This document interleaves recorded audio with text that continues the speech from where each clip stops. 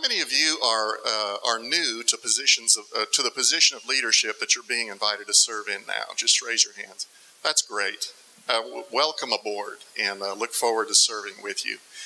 The Missouri Conference comprises 870 congregations, about 175,000 laypersons, about 1,000 pastors, active and retired, elders, deacons, local pastors, and various other statuses. We, on any given Sunday or weekend, have 85 to 90,000 people worshiping in our congregations. And so this is a pretty significant responsibility of leadership.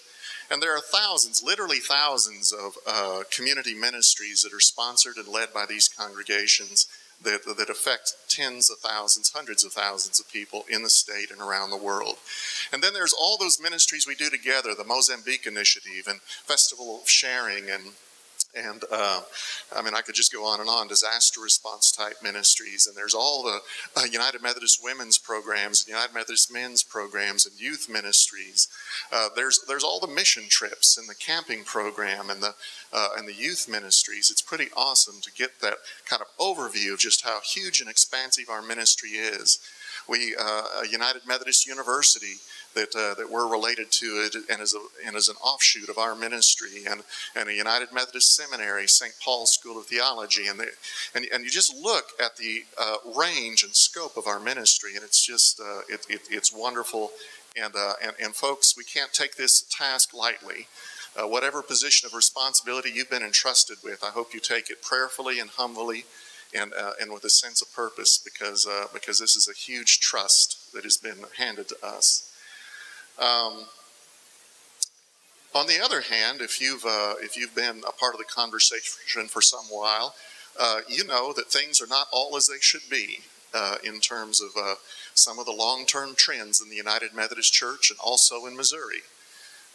Over the last 40 years, we've seen a decline in membership in the United Methodist Church in Missouri of about 80,000 people. Okay, we have about 300 fewer United Methodist churches in Missouri right now than we had 40 years ago. And the average age of our congregations and of our pastors is somewhere in the mid to upper 50s. About 58 is what that's usually figured at. I think if there's no other number that ought to make us aware of the challenges ahead of us, it's that one right there. To realize that that the people who are in leadership in our local churches and in our conference are about 2 generations different from the populations we serve, where a median age in Missouri is about 32. So that creates just some extraordinary challenges. Other things to know about the Missouri Conference: any given weekend, roughly 20% of our attendance is in about 21 of our churches. Those are big churches. Any given weekend, about 20% of our attendance is in close to 600 of our churches. Those are small churches. Can you see the 20% in 600? Then all the churches in the middle, and 20% of our attendance in 21 churches. That means that we've got just a vast diversity of churches: urban, suburban, rural, large church, small church, medium church. And the challenges are different with each kinds of these churches. Each style of ministry deserves our attention and creates its own challenges. So that's some of who we are. Now, for the purposes of this conversation, I'm going to ask you to dig through the folder that you were given and find this green card. And some of you have heard me give this talk before, but yet I have found it very helpful sometimes to just keep replowing some of the same themes. The mission of the United Methodist Church is to make disciples of Jesus Christ for the transformation of the world. The mission of the United Methodist Church is to make disciples of Jesus Christ for the transformation of the world. How do United Methodists do that? We tend not to send out teams 2 by 2 going door to door. That's one way of making disciples, I suppose. Some denominational families, they make disciples. You just got to be born into it. Unfortunately, that is the way some of our congregations make disciples. But with a median age of 58, 59, that's not going to keep working for us. How do we make disciples? We make disciples through faith communities, through congregations that offer the hospitality of Christ, that reach out and invite and create a sense of belonging to people who are outside the community of faith.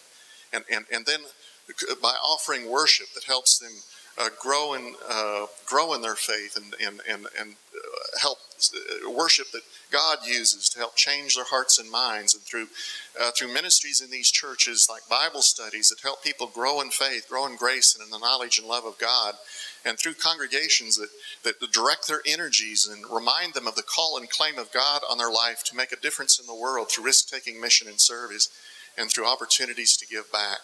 We fulfill the mission of Christ through congregations that are the body of Christ, that express the grace of Jesus Christ and nurture people through a lifetime.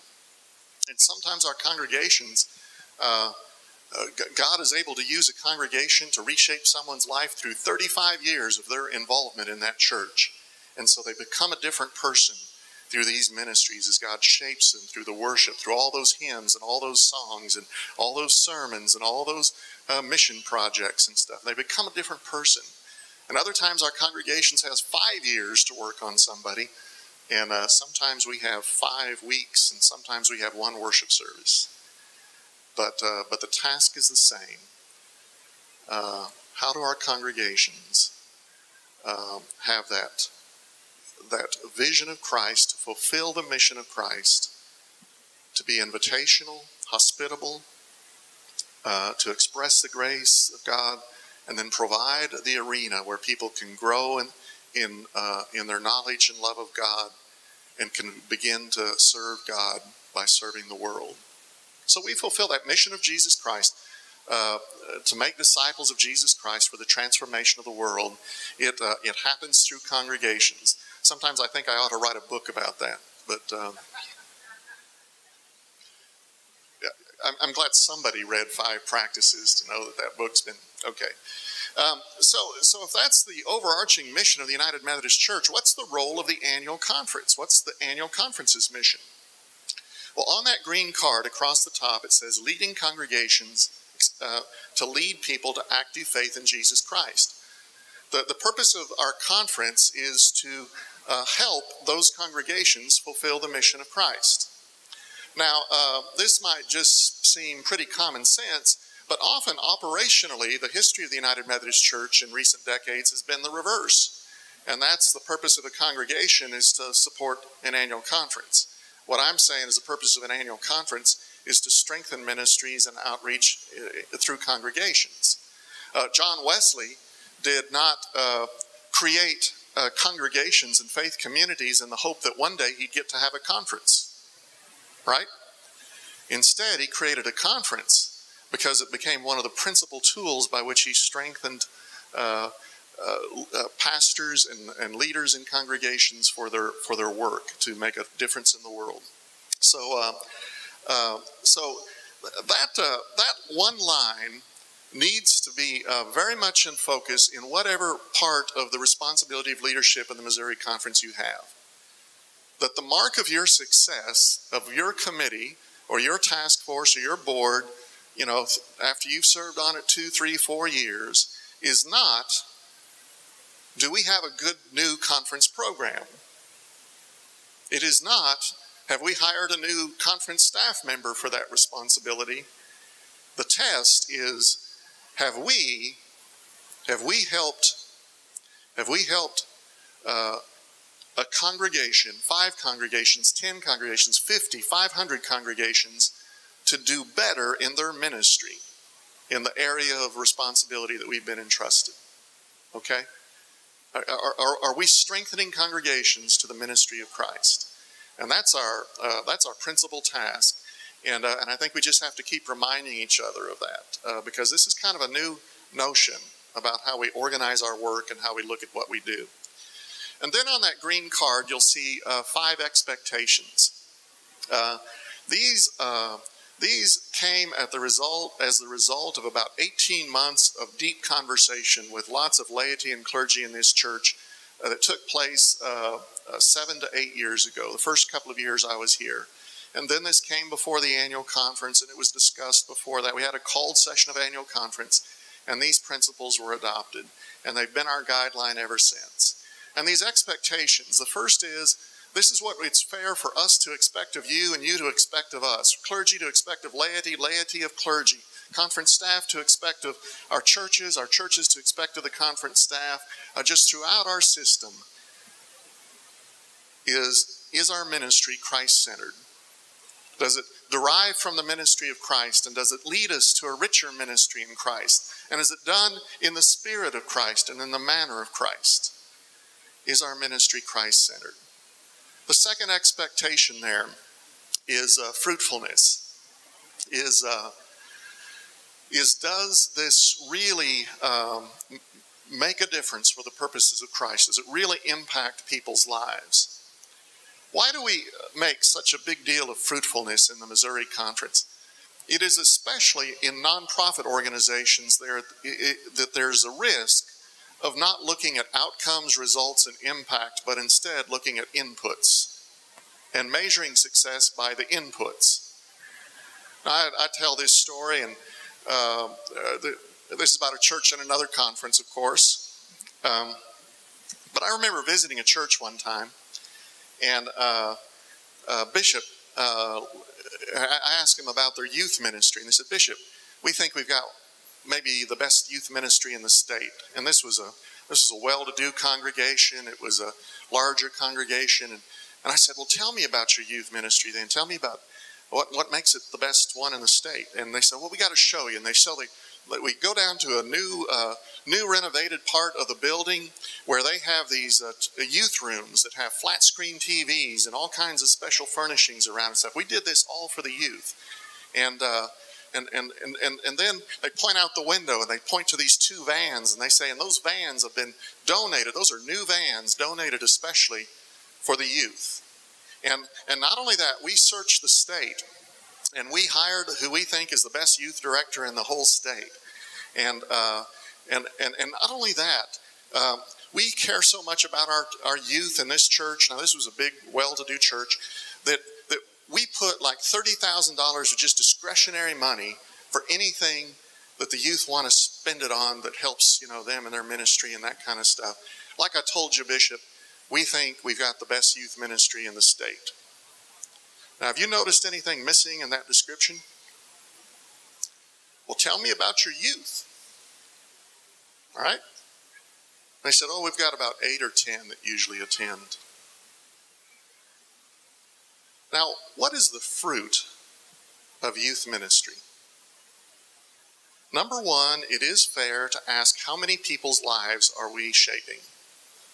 And we should be seeking to reach 50 rather than 25, 100 rather than 50, and that's a value to have that impact on more people's lives. But the other fruit of a youth ministry is not just the numbers, but what is the change of life that's taking place in these youth because of their being a part of this ministry? Are they learning more about the spiritual life? Are they developing a curiosity about the life of Christ? Are they becoming familiar and comfortable with engaging Scripture? Are they learning to pray? Are they learning to share? I mean, it is those change of life as well as the number of people impacted that are the fruit of a youth ministry. And you know what? The building, flat screen TVs, the vans, the youth director, the money, that's all input. It's not fruit. Right? And when we get unclear about the fruit, what we do is we start thinking we got twice the youth program if we're spending $30,000 instead of $15,000. Well, we're not, right? That's all input. So in the Missouri Conference, we try in every way we can to keep the discussion focused on fruitfulness. What is the real difference that a ministry makes? And folks, if it's not bearing fruit, stop doing it.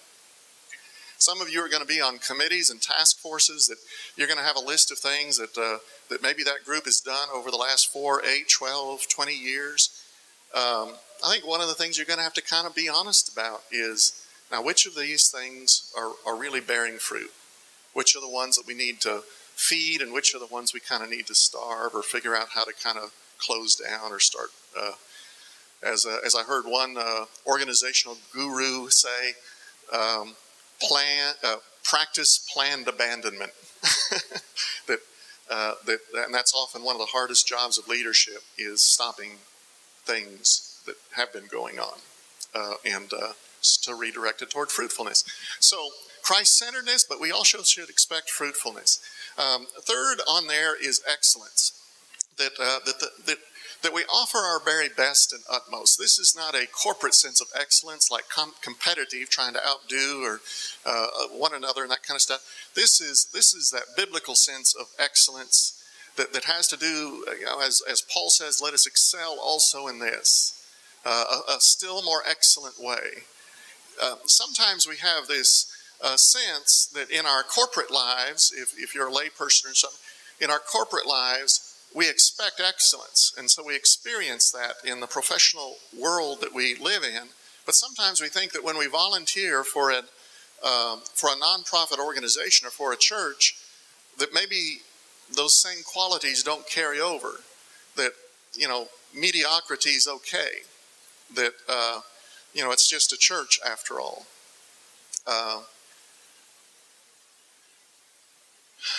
Keep me from going down the wrong track on this one.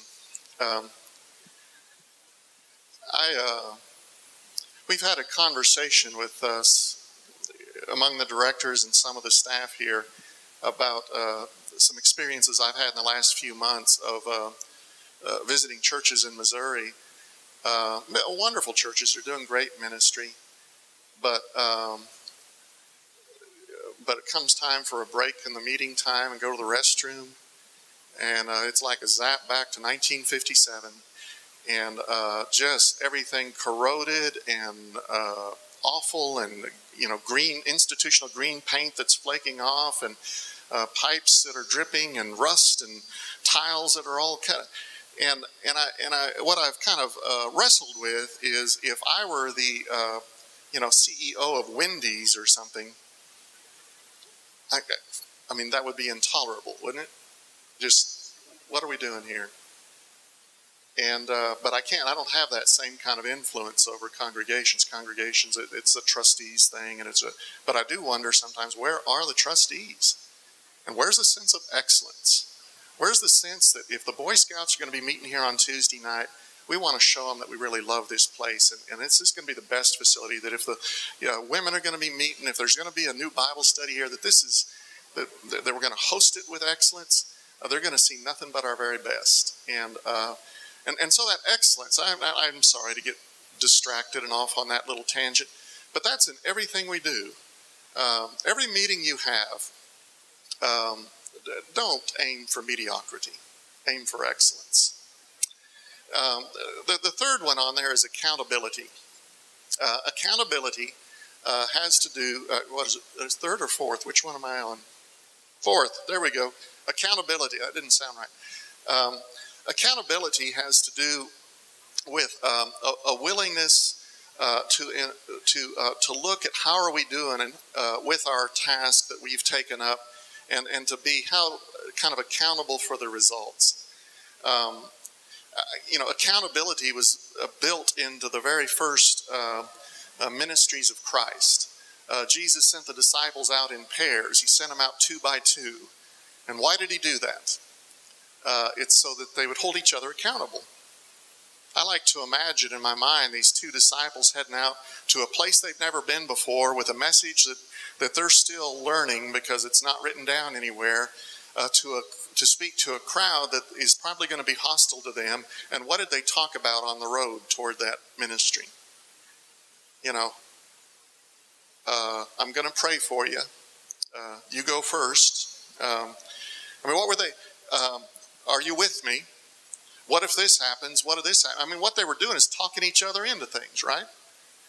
And then what happened when they'd leave that point of ministry? they'd leave and they'd be saying to each other, I can't believe you said that. Next time, why don't we try this? Well, that didn't work. Well, this certainly worked over here. And in that is a kind of accountability. Now, accountability at its most basic is a willingness to ask that question kind of before, during, and after any ministry we offer. How did it go? Did it fulfill the purposes? Was it fruitful? Is it something we would do again? How would we do it differently? How would we increase it? How would we multiply it? How would we change some things up? What would we eliminate? That's accountability. And folks, we've got to have that kind of running through our whole system. And then the last one on that sheet is collaboration, which in some ways it's kind of collaboration or it's collaborative learning. It's the idea that we're learning from each other all the time, and that we're begging, borrowing, and stealing from one another ideas, that we're experimenting with stuff, that there is no that we eliminate territoriality, that we realize that what the Board of Ordained Ministry and what it does is related to what the cabinet does, is related to what Office of Creative Ministries does, and that all of these are not singular and isolated, but that there's constant things that we've got to be learning throughout this thing. And I think we've made great strides in that collaborative ministry and the style of ministry. The pastor leadership development groups, lay leadership development groups, a lot of that has helped influence that, so that we're learning kind of across our whole system. There isn't any one of us who has the answer to the challenges that we're facing as a conference and as congregations and as pastors these days. But all of us have a part of the answer. And so we've got to keep the experimenting and the learning and the innovation going. That's something I'm going to be saying more about in this afternoon session, is about just how do you foster innovation in a system like the United Methodist Church. So, but those are the 5 expectations, and then the 5 practices you're familiar with. These are the things that we try to draw the attention of congregations toward these essentials, with the notion that if we fail in any one of these in a congregation, the congregation's going to weaken and decline. So they've got to be able to offer radical hospitality, the invitation of Christ, and create that sense of belonging. They've got to have worship that is alive and authentic and that God can use to change our hearts and minds. They've got to have intentional faith development, small groups that help people grow in grace and in the knowledge of love of God. And they've got to have ministries that really make a difference in the world for the purposes of Christ, the ministries of mercy and justice and mission that do the things Jesus did and do them in the way Jesus did them. And then extravagant generosity that about how we give back so that these ministries may continue to be sustained. So that's the green card. Now, back a few years ago, 7 or 8 years ago, when we were early in our relationship with one another and trying to clarify for ourselves, so what's the most important things for us to work on as an annual conference? We ask a question about the core process. Core process is kind of a technical term, but what it means are, what are the activities that are so critical to the mission of this organization that failure to do these with excellence will mean that we'll fail in our mission? What are the things that are so critical that if we don't get these right, there will be no future to the Missouri Conference? Now, you can ask that about congregations. What are the activities that are so critical that failure to do them with excellence will lead to decline? That's the basis of the book. That's the theme of the book, 5 Practices of Fruitful Congregations. And so I would answer radical hospitality and so forth. But what about at the annual conference level? What are the things we absolutely must get right? And after much discussion, like I said, over 18 months with many of you and laity and clergy and going around the conference, we came up with 2 kind of critical things that absolutely must be done with excellence. And we've called those pastoral excellence, and the other is congregational excellence. Let me tell you what these mean as the 2 center points of what we must get right. By pastoral excellence, That means all those systems by which we recruit, stimulate a sense of call, prepare, train, educate,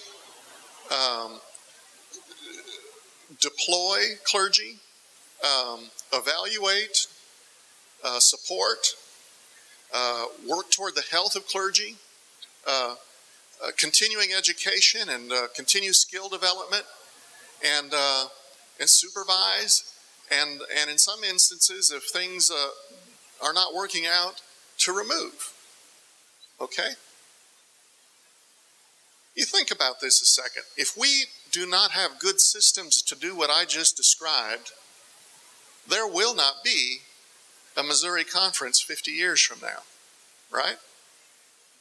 That if we do a mediocre job of this, if we so one part of this is the whole element of clergy excellence.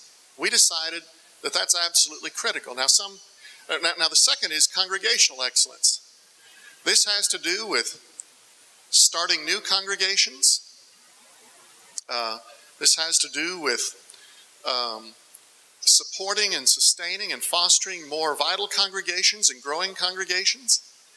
This has to do with developing kind of intervention systems for congregations that have high potential but are declining or have grown stagnant. This has to do with initiatives related to large churches and small churches and rural churches and urban churches. It's the whole element of churches over here. It also has to do with how we close churches in a more healthy manner, so that some of the resources that were in that church can help us start new churches, or that the people who are in it can be connected up to other ministries and things like that. Again, if you say, what if we fail at this? What if we start no new congregations? What if we fail to foster our larger or our growing of any size kind of church, our healthier churches? What if we fail to foster that? What if we don't have any system for kind of intervening in declining situations? Well, then there'll be no Missouri Conference. It will undermine our mission. Our mission will decline, right? Now, people look at this and often they say, well, what about, and they'll name some other ministry. What about laity? Aren't laity important? Laity are absolutely important. But the thinking of the leadership of this conference is the development of lay leadership. It's like it doesn't take place unless these two are in place. What about social justice ministries? What about mission ministries? What about service ministries? Absolutely, they're essential. They are essential to our identity. We are not the church unless we're completing those. But if we're not training pastors to lead and develop that and have healthy congregations that are doing it, those things will die on the vine. There will be no Mozambique initiative if we have no congregations, right? I mean, it's pretty, there'll be no, some of the great legacy ministries of the United Methodist Church, children's homes and hospitals and things like that. There will be none of those in our future. There'll be no starting of those if all our congregations have died, right? So these have been set up as the kind of two critical centers of our work, and now if you I'm probably going to forget a bunch of stuff because I'm not going to look at my notes. But if you look at many of the ministries that support these things or that have been developed in recent years, you'll see that a great number of them fall into these two categories. So let's start over here. There's Karen. Hannah Project, that's about helping to stimulate a sense of calling and awaken that and to identify that in our churches. Sometimes people say, Bishop, why don't you ever send us any good pastors to our church? I'm glad not very many people say that, but here's the thing. I can only send to your church people you send to me because all of our pastors come out of churches. So So there's Hannah Project. There's an internship program with seminary students that's a recent development. There's exploration.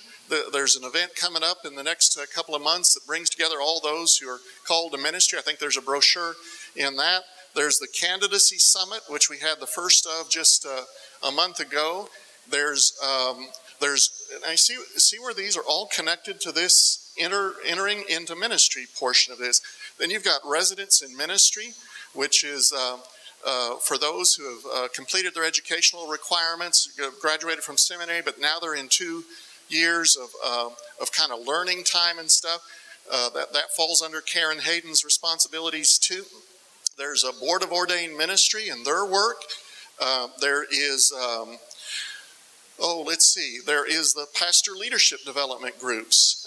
There is the way the cabinet continues to develop the appointment process and the deployment process of clergy, looking to how to make that more focused on our mission, more about fruitfulness, and how to develop excellence in that.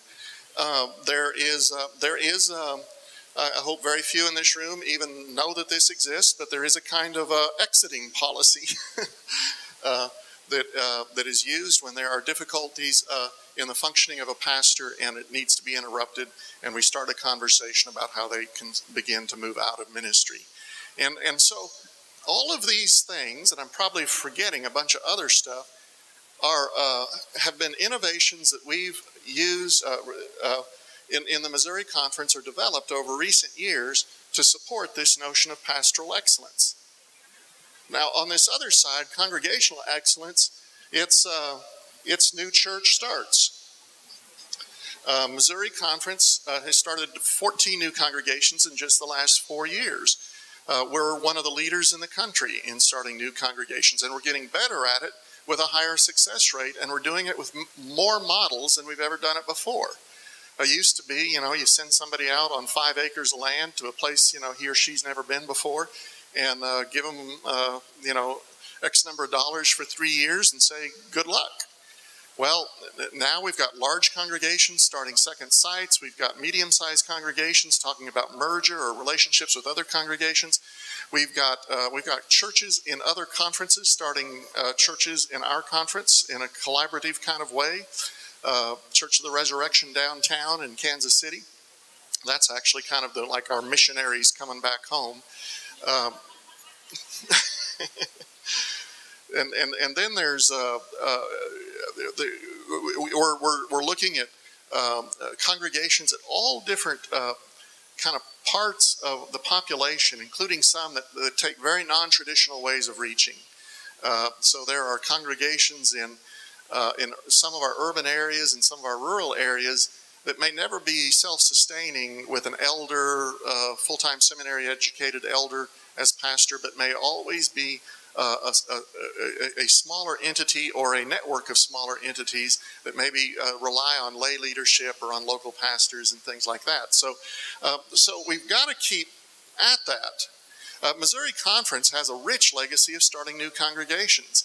They were on this before most other annual conferences were. So Church of the Resurrection was one of our new church starts, and there was a whole number of churches that started 20-25 years ago that are some of our largest churches in this conference right now. And so we were kind of ahead of it there for all these years. And that's one of many reasons why when we talk about this huge decline in the United Methodist Church, Missouri Conference over the last 10 years has declined at just about half the rate of all the conferences around us. That's on the one hand, I want to say, now let's give a round of applause, but, well, I don't know that I feel real good about it. So we're declining slower than the others. That's progress.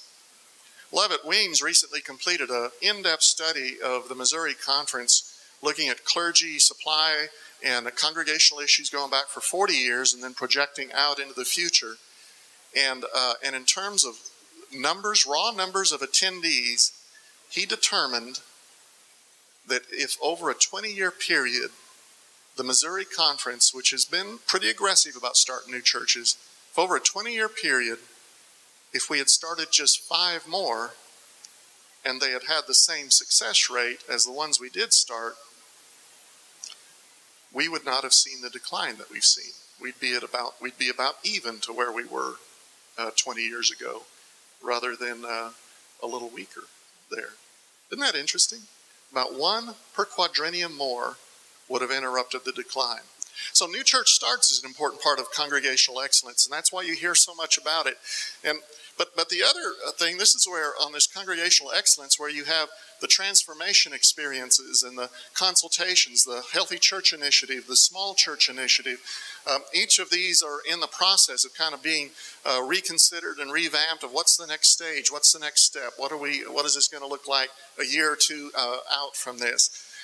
So it's transforming existing congregations, and then it's fostering and not standing in the way of, not doing things to undermine the growth of those churches that are growing. We have some amazing stories in our rural churches and some of our urban churches of churches that had 35 people in attendance. Now they have 65. I preached at a church a few weeks ago that began with the pastor who's been there now began with I'm trying to think, Dale. It was started with about 35. Now their attendance is way up 80, 90, 100, but more than that, they had 100 kids in their vacation Bible school. They sent teams to Honduras. They have relationships.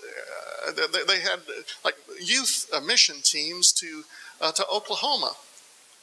And so it's just amazing to watch what this church could do. Well, how do we foster those churches? How do we not create any encumbrances? And then how do we learn from them? Same way with some of our large churches that are doing well. So all this falls under this congregational excellence. Now people will then say, well, what about those other areas of ministry? We have 5 directors that, and these kind of encompass the overall conference ministries here. So let's take the Office of Mission, Service, and Justice Ministries, okay? What all kinds of things do they do? That's our disaster response, that's our Mozambique initiative, that's Festival of Sharing, that's social justice ministries, and if I start down this road, PET, it just goes on and on, all the ministries that they're involved with. We also, what we're trying to do is set up a system where this is not like isolated out, but is deeply involved with all of these things. And that's what we're doing. So part of residence and ministry training is to be a part and to learn from and to involve yourself with these ministries. And part of the work of this group is to be a part of the HCI. and many of the prescriptions for Healthy Church Initiative end up being kind of handed over, or there's a role that's played by Jeff Baker or by somebody from the Office of Creative Ministries to help make that happen. So we want to make sure that this runs through all of this. Now, let's look at finance and administrative ministries. That involves all of our trustee work, finances, apportionments, and again, where you see an evolution of change happening is how involved these conversations are, how related and derived they are from these others. So that the trustees, when they are involved with issues around insurance, issues, whether it's property insurance, whether it's finance committee and clergy support, looking at what's going to be the impact of healthcare changes and things like that, what we're trying to do is keep all of this focused on what's going to be the impact of the local church. It fundamentally changes the conversation. And then we have the director of connectional ministries, the work that that Sherry oversees. That involves annual conference. I hope you've noticed that there's a change in annual conference over an evolution over the years, to where so much of it is what? It's about education. It's about training local church leaders, training pastors. It's about teaching. We bring in some of the best and the brightest from across the country to learn from them. We learn from each other in workshops. We celebrate and we worship. But there's they tend to be very purpose-driven and not just business meetings. Sherry also sees this connectional ministries, also oversees such things as communications, camping, youth ministry, campus ministry, although because of Karen's particular gifts, she's heavily involved with that in a cooperative way. But and I'm probably forgetting a bunch of other things. But that's more or less the arrangement here. Now, the thing that I'd want you to realize is, going back to the green card, leading congregations to lead people to active faith in Jesus Christ, just again, how that statement and that concept fundamentally reshapes the functions of all of these. Here's an example that I would use. There's a ministry in the St. Louis area that's just been a wonderful story. It's, and I'm going to forget the name, Bridge Bread? Is that the name of it? Bridge? Okay, how many of you are familiar with what that is? A little bit, okay. It's just been an incredible blessing. Max Marble, who recently retired from our Center for Mission, Service, and Justice Ministries, you know, he loves videotaping things and playing around with all that. That's his central way of expressing his ministry. And he took some film.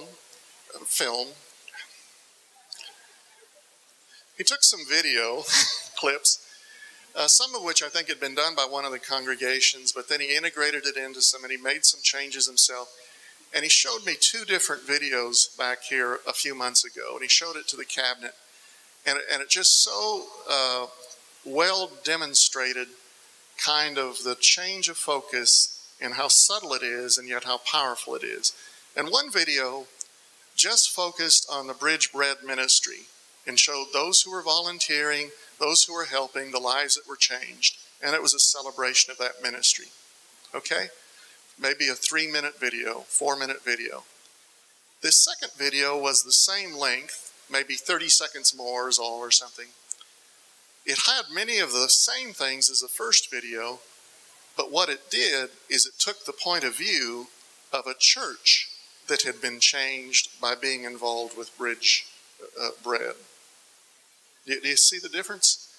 So what it was about some of the volunteers and how the church's ministry had been fundamentally changed because they got involved with this ministry over here.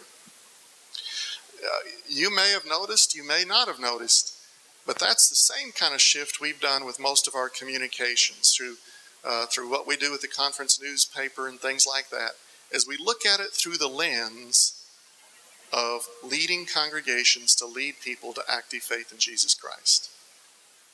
So, same way, I mean, Mozambique initiative, you know, what an incredible difference that's making in the lives of people, both in Mozambique, but in Missouri as well. But the stories we tell and the way we try to communicate about it is not like that's just a standalone ministry and all the impact is over there. The way we try to capture this and communicate this is how this will change your mind. It will change your heart. You will be formed by Christ in a way that you never imagined if you participate in the Mozambique initiative. It will change your church forever. And many of the people in this room can tell stories about how true that is.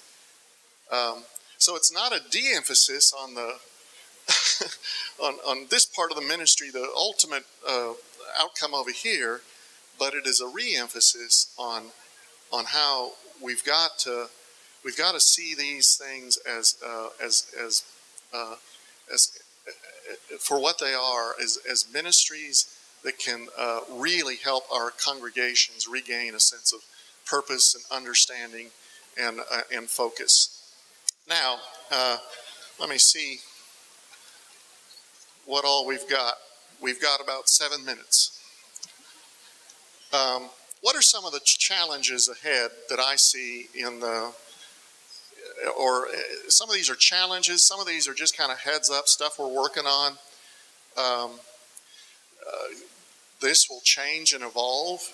This will change and evolve as your work starts in your committees and task forces, because there are things that will come out of that we don't see right now. But just kind of a heads up of some of the stuff that's kind of occupying our mind and heart right now in terms of the directors, in terms of the cabinet and the mission council. One of those is we really are spending a fair amount of time in discussions at different levels of kind of what's the next iteration of Healthy Church Initiative and Small Church Initiative. These have served us well. They've been blessings to our pastors. They've changed congregations. The success stories in terms of fruitfulness in congregations because of this, it's just been a remarkable story.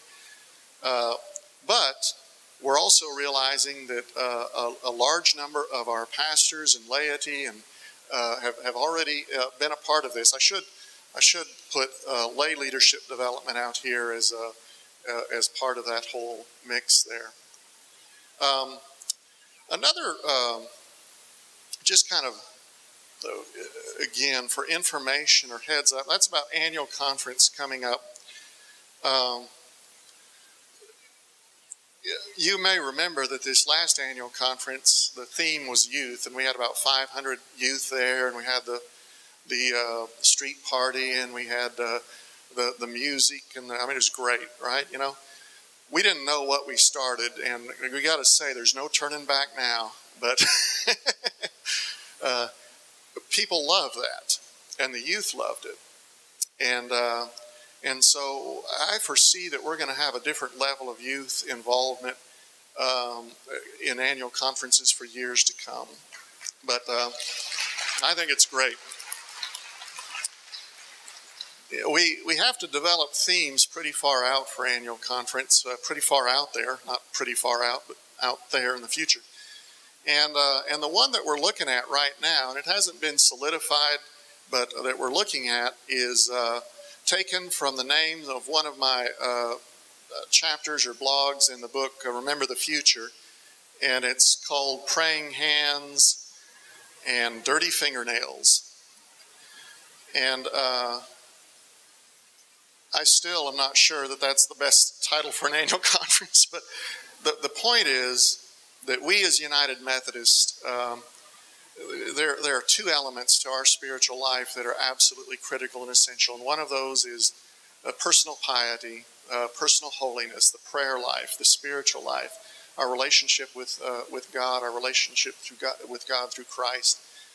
But another part that's just as essential is the dirty fingernails, is getting to work, is making a difference in the world for the purposes of Christ.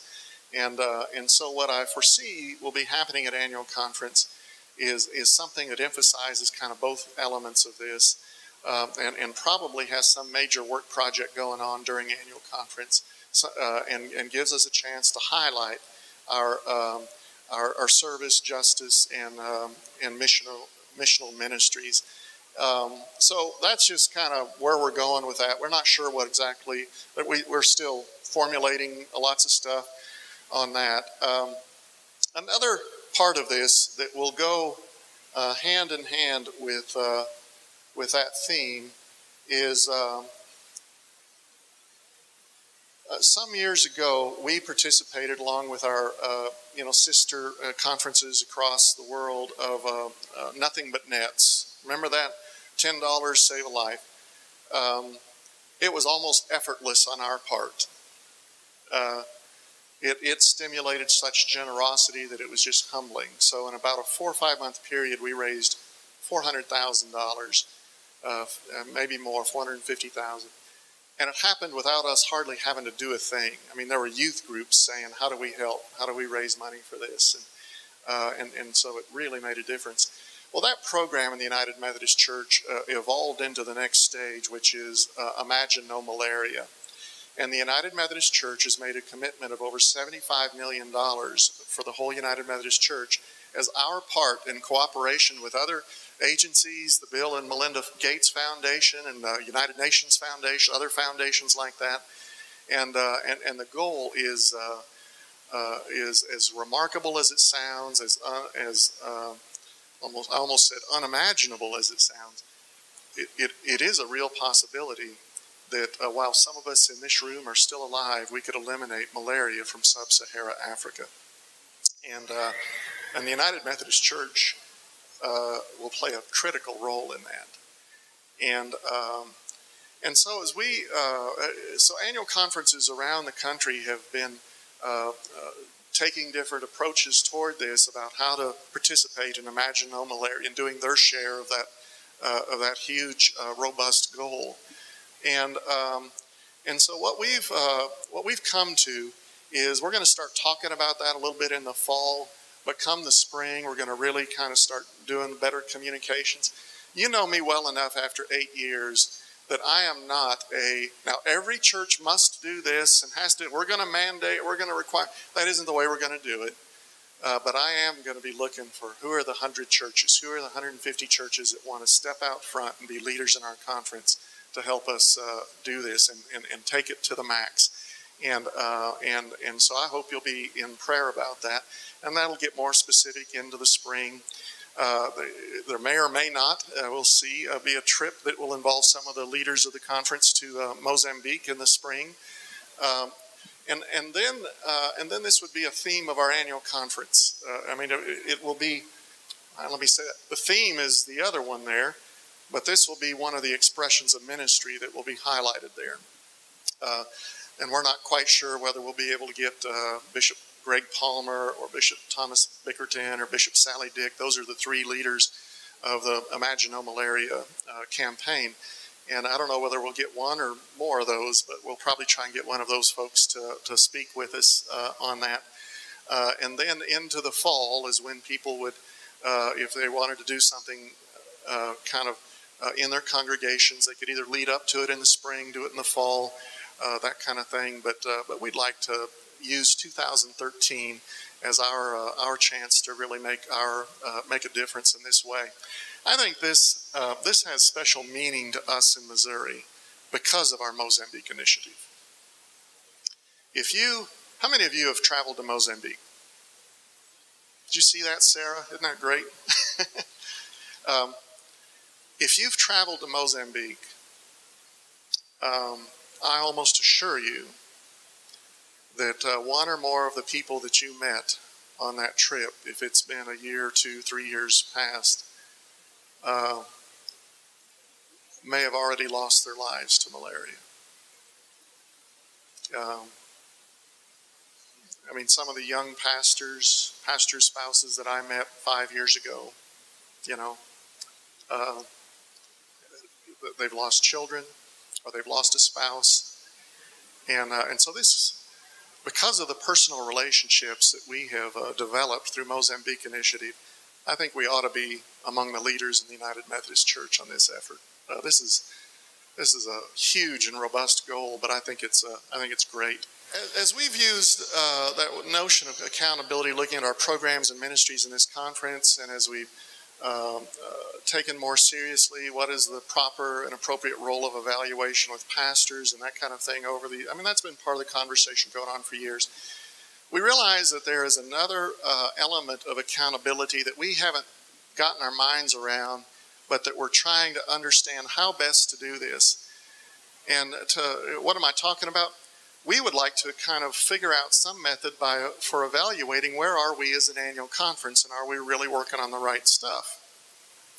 In fact, if you've been through an HCI consultation or that kind of intervention with the outside folks, the consultants looking at everything, engaging the people, making the prescriptions. What we'd like to do is set up some system where we could get some folks from outside the Missouri Conference to come look at us and all that we're working on and basically do a consultation with us. Basically say, yeah, this is working, that isn't.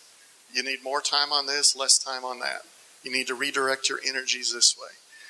And we're not sure what that looks like. We're probably going to talk with some people like Gil Rendell or Lovett Weems or there are others out there, Christy Latona. We don't know who that's going to be. That we're going to.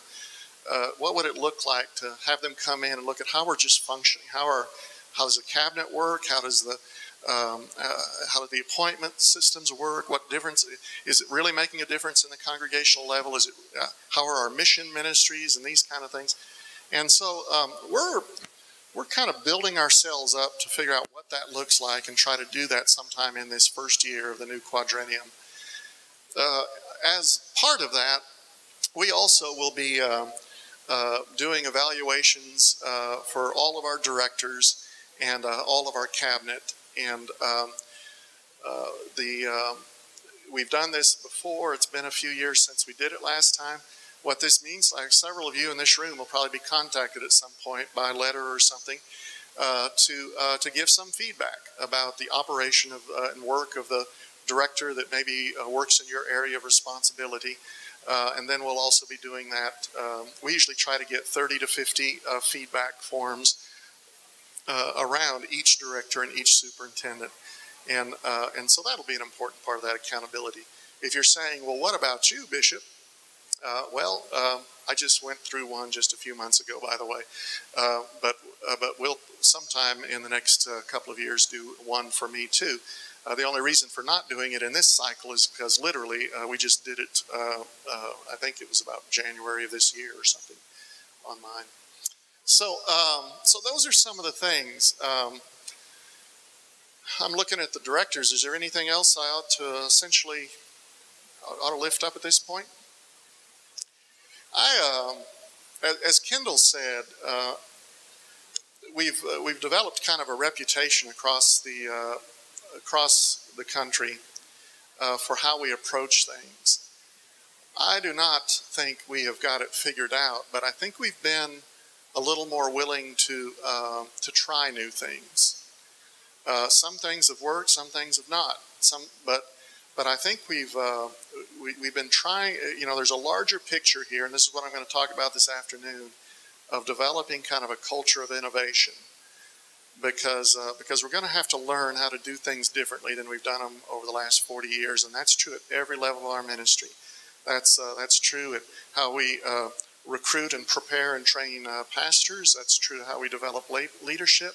That's true about how we start new congregations, how we reach future generations.